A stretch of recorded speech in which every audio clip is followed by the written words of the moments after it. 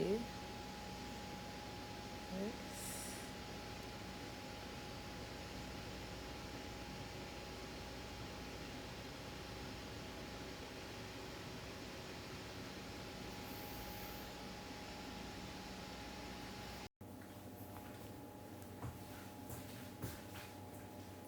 Hello everyone, and welcome to Cassie's Kitchen Creation. I'm Cassie.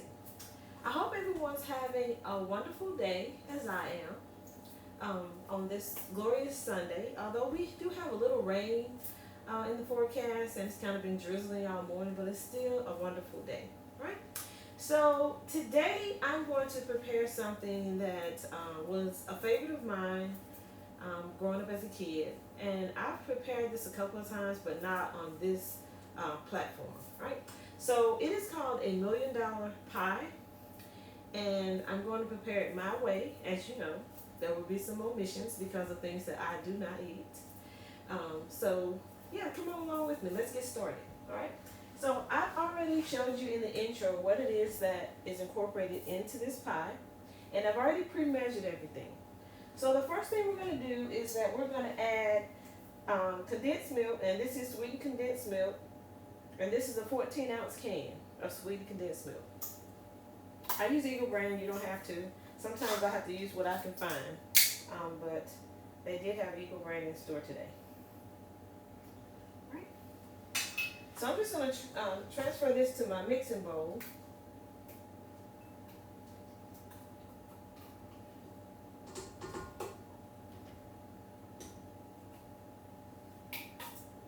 It usually just pours right out, but I think I'll let it sit longer. But that's okay, I'll just hip it out.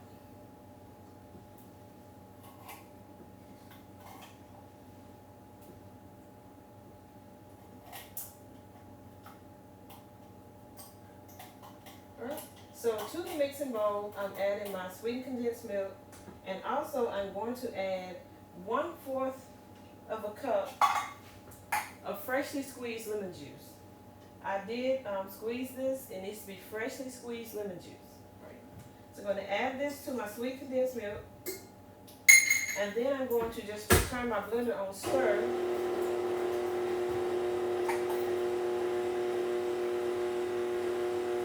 So I'm just going to let the two become introduced to each other and kind of get well incorporated. I'm going to increase my speed to 2.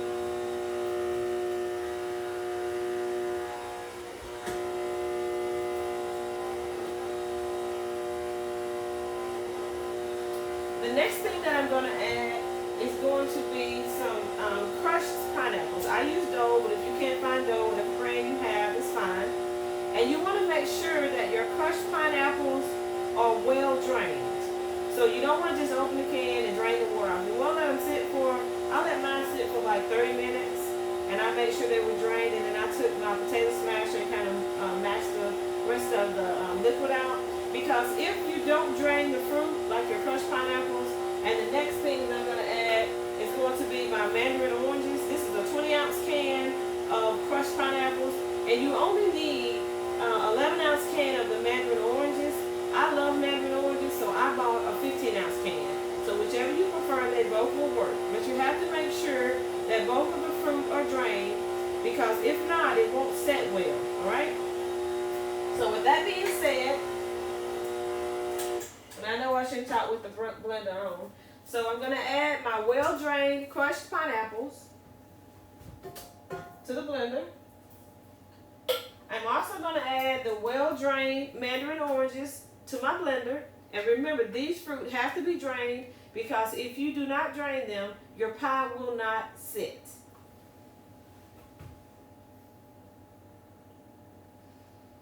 And there's just a little bit of liquid since these have been setting, so I'm just going to pour this off.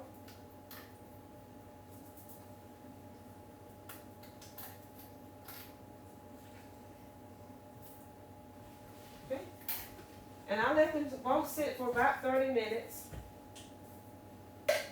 So now I'm going to allow these to get mixed in as well.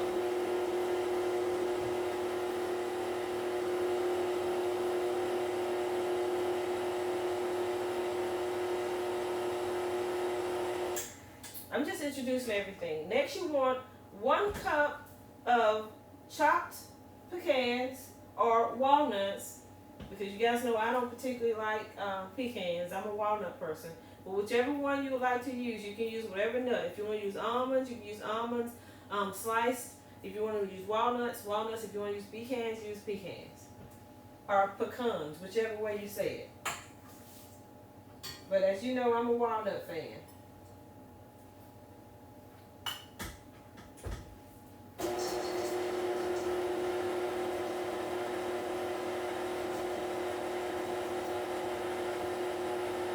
And you can even add a variety of nuts. If you want to add half and half, you can do that as well. It's a personal preference to whatever you're cooking. You do it your way, and it's going to be satisfying to you. As you guys know, I very rarely follow recipes. If you follow me long enough now, you know that whatever I tell you I don't like, well, you know what I tell you I'm allergic to, and you know what I use to substitute in. I use all of my favorites. Okay. Now, at this point, if you like coconuts, and you guys know I told you I don't like coconuts. I can't digest coconuts for some reason. Don't know why. Can't do it. So I will not be adding coconuts. But if you would like to add coconuts, you can add 1 cup of the sweetened coconut flakes at this point. I'm going to now add the last ingredient, which of course is another one of my favorite ingredients. Which is going to be an 8-ounce tub of your original Cool Whip.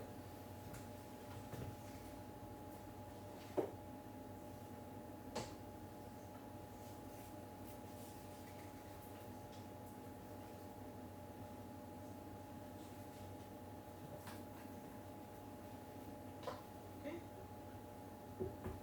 Just make sure that you get everything added.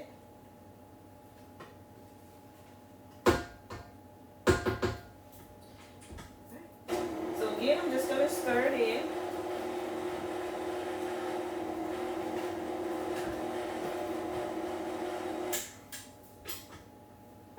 And I do let my Cool Whip kind of soften just a little.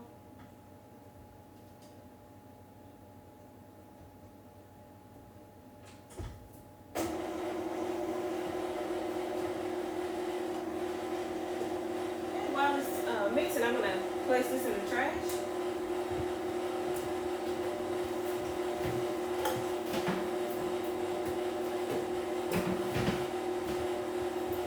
Now, if you have a fresh pineapple and you want to slice it up, you may do so and add it.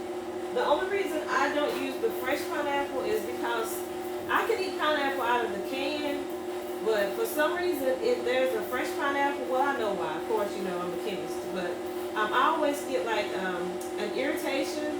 It like itches, like my lip, even my tongue.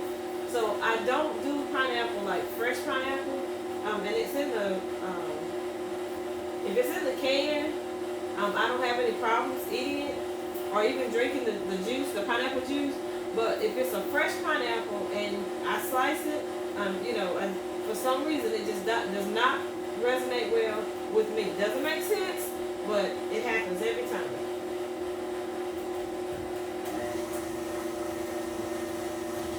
All right, so I did increase the speed.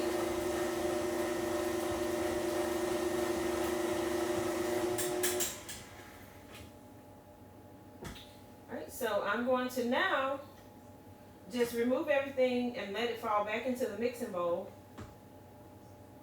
And I'm going to scrape down the sides of the mixing bowl because I do see some of the Cool Whip that's not mixed in well. And again, I'll fold it from the bottom to the top as usual.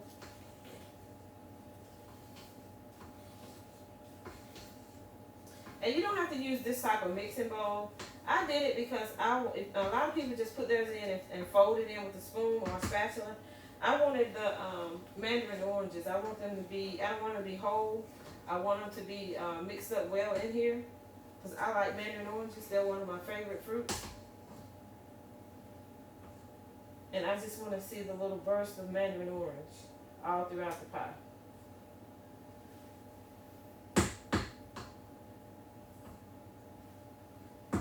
Alright. So now I'm going to just place my speed on 2 again, and I'll let everything like become well incorporated together. It doesn't take long to make the pie. The longest part is going to be the next step, which is the chilling process. The chilling step is the step that takes the longest. Allowing it to set. I'll give it one last spin here.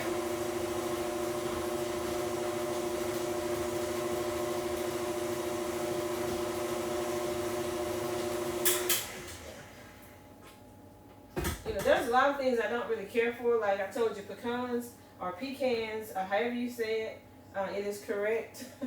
But I can tolerate them. I mean, I don't particularly like green beans, like string beans.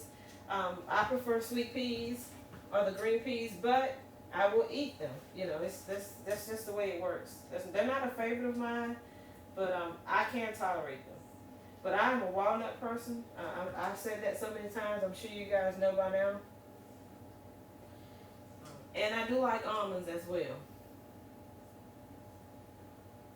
But anytime a recipe calls for a nut, my go-to nut is going to be a walnut. Alright, so now I have everything all mixed in together. And I'm going to transfer this from my mixing bowl into a graham cracker pie crust. Now, if you want to make a graham cracker pie crust, I'm going to put the recipe for it in the description. I didn't make one today. It's raining out. And so I actually, instead of going to the store to get some graham crackers, because I used the ones I had making other pies, pie crust. So I had this one in the cabinet, so I'm just going to use it. It's going to work just as fine. All right. I did run to the store to get the mandarins this morning, but that store is close to me. I didn't have to go far. If I wanted to get a pie crust, Walmart is a good 20, 25, maybe 30 minutes from me.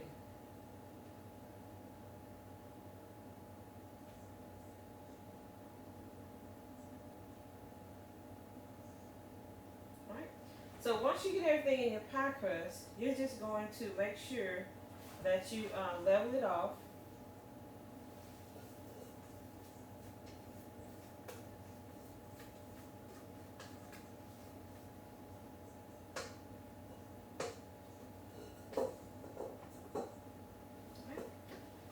I'm going to place you on a brief pause. Okay, everyone. Sorry about that. I have transferred everything to the pie crust, and this is what it looks like. Now I'm going to garnish the top of it with nuts, but I'm going to place this in the refrigerator. Now you have options. If you eat coconuts and you do place the coconuts in the pie, you can toast some of the coconut flakes and you can sprinkle them on the top. Whatever nut that you place in the cake, in the pie, excuse me, if it's walnuts, pecans, however you say it, almonds, cashews, whatever you decide to use, you can also sprinkle some of that on top of the cake, and then you place it in the refrigerator and let it chill for 4 hours, and it's going to set. Once it comes out, you can add some of the Marshari cherries to it, and then it's ready to serve. So I'm going to place this in the refrigerator for 4 hours, and I'm going to allow it to set, and then I'll be ready to serve.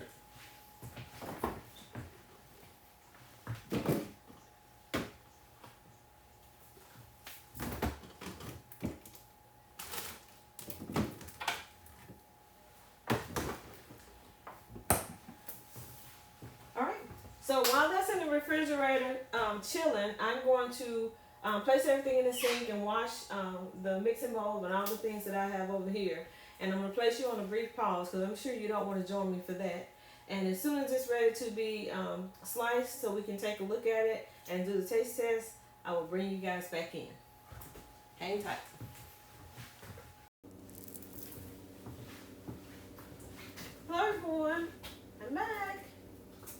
this is the final product, and I did garnish it with some nuts. Okay. So now I'm going to slice it.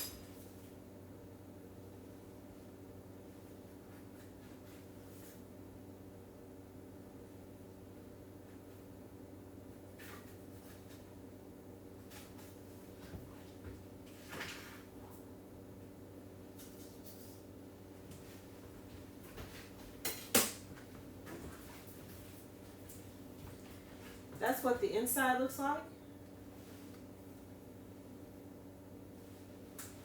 See, it's set really well. And this is a slice. And now, time for the taste test. You see all of those Mandarin oranges? Beautiful colors.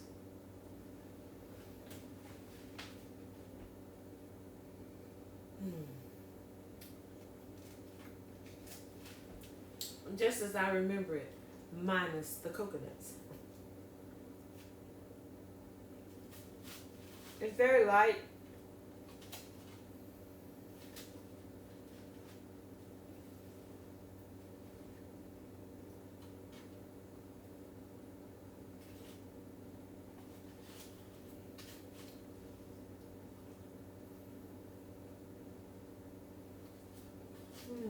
So good. Would you like a slice? It's very light, very airy, really, really good. And as I said, minus the coconuts.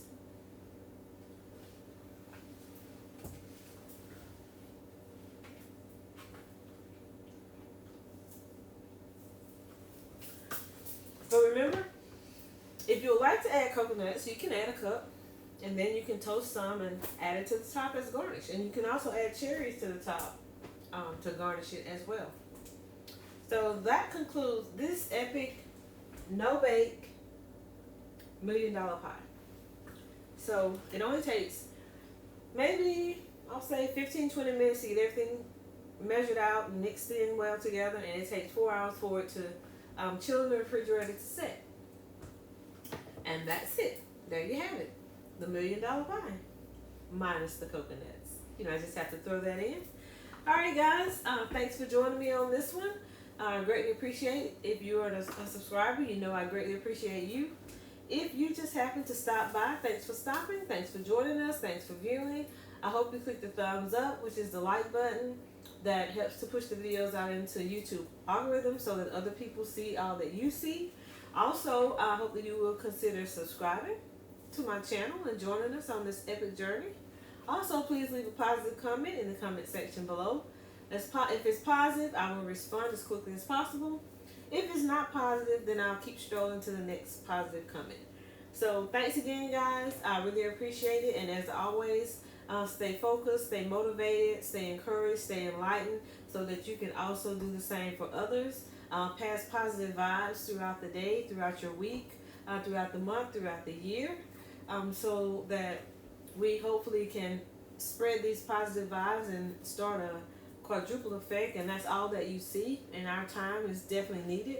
Also, treat others the way you like to be treated, and also these positive vibes that we're sharing, kindness, a positive smile, just a simple hello, how is your day, hope all is well, pray that things go well for you, pray that things get better, you know, just positivity. It should be spread because we don't know what trials, what tribulations, what toils, you know, what burdens people actually carry with them day by day. We do not know a person's mental stability or lack of. We have no clue.